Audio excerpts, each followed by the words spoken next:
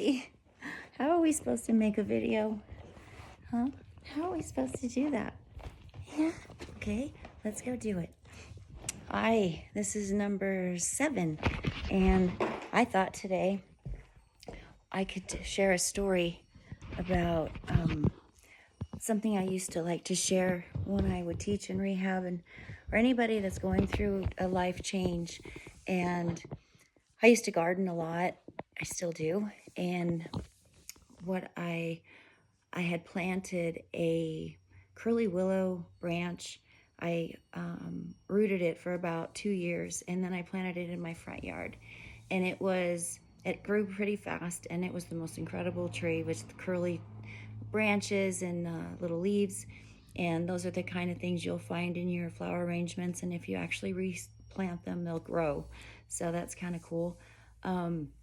And over the years, I noticed the tree would get really dark at one point of the year, and I thought it had a disease. And I went outside, and I found the whole tree was covered in caterpillar eggs. I wasn't sure I didn't know that's what it was at the time when I first saw it. And I just intuitively left it alone, thinking, let me just see what this is. And then over time, I started noticing the leaves disappearing. And then I started to pay attention to what was going on. And all the little caterpillars that were hatching then were eating the leaves. And I just kind of let it happen because I thought, this is very fascinating. I was a little concerned about my tree, but I realized, nature seems to know what it's doing. So I just really wanted to watch, because a lot of the things that I teach and that I learn are from watching nature. And so over a period of weeks, all the leaves pretty much disappeared. And when the caterpillars decided, when that phase was over, they all started migrating down the tree and through the yard and up, trying to make it to the side of the house with the eaves. But what was fascinating is once they started migrating, this is a period of over days, the birds would come from all over the neighborhood and God knows where, but they knew. So very few of the caterpillars actually made it to the wall, let's say. And then even fewer made it to an eave to where it could make its cocoon. Over the years, I would find some in the garage, up in the rafters. I would find 1 or 2 around the eaves of the house, but very few. Out of thousands and thousands of caterpillars, very few that I got to witness would actually make it to a cocoon. And then even then, not all of the cocoons would open. So that was just fascinating to me about the importance of the journey in these processes and how many numbers it took just to get a couple butterflies just through nature. And I remember I used to have a little breezeway outside my front door, so it had a little eave over it.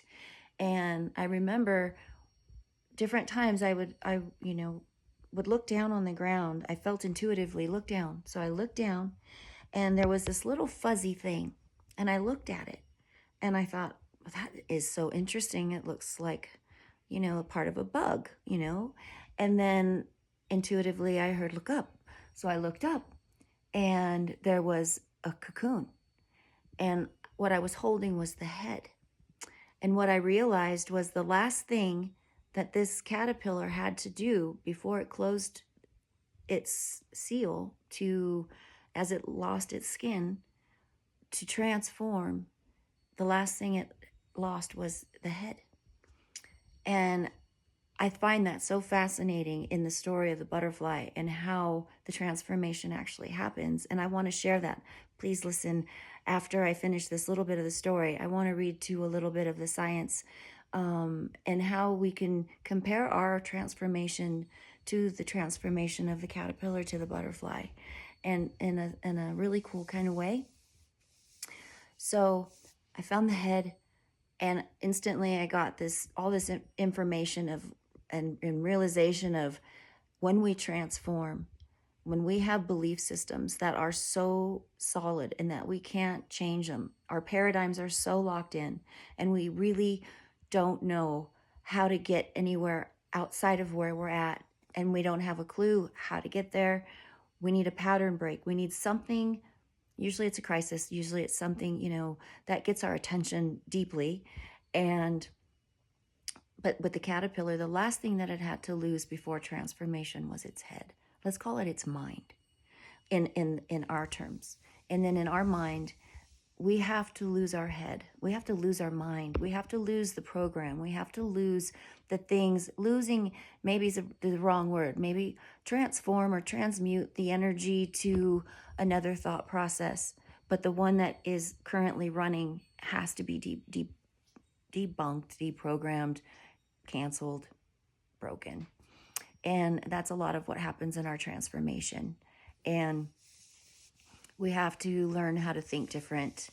And the good news about, some of the things that we go through when we're shifting into a new state of consciousness, a new state of being, actually could be a whole new character. We have to be able to surrender to the process and know that, it might feel like you're losing your mind sometimes, but sometimes that's a good thing. And then just question your beliefs. Ask yourself, why do you believe what you believe? What are the things that are holding you back from completely transmuting and transforming your life? And so I want to share this little bit that I had written, and I had AI help me restructure it so I could try to keep it short. I hope you stayed to this far. I kept trying to figure out how to do the video today, and I couldn't get it right, so I thought that I'm just going to do it and worry about it later. So, or not worry about it. But this is what I was writing, and so I had it restructured. So I'll share it, and I'd like to share you out the window while I read. Well, let's just kind of do both. You can kind of see me, and you can look out the window. Understanding transformation through the butterfly. In life, we often face challenges that require deep transformation. Consider the caterpillar, which must shed its skin and, importantly, its head to become a butterfly.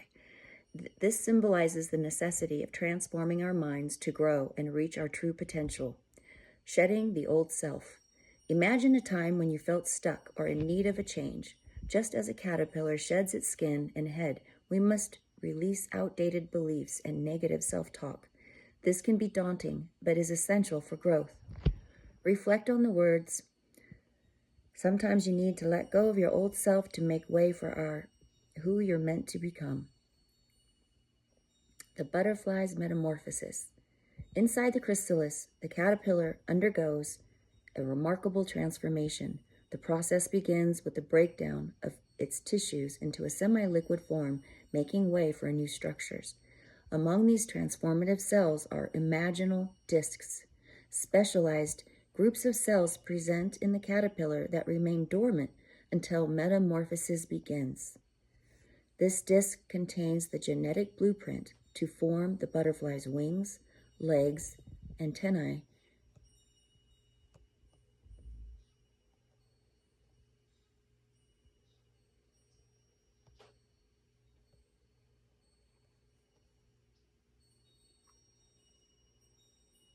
Hold on one moment, I'm sorry.